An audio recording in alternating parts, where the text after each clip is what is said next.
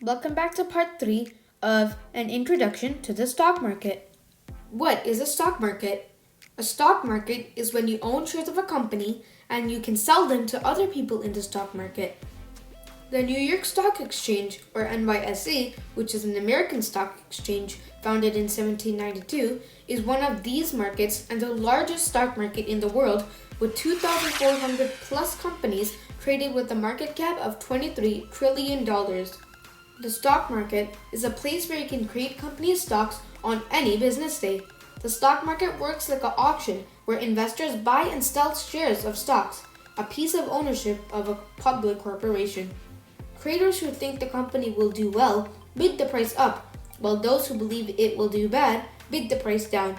Small investors execute trades through brokers or dealers. How to determine stock prices. When a company is doing well, more people want to buy the stock and its price in the market rises. When a company is not doing well, more people want to sell the stock and its price falls. Traders who think the company will do well bid the price up, while those who believe it will do bad bid the price down. Bye!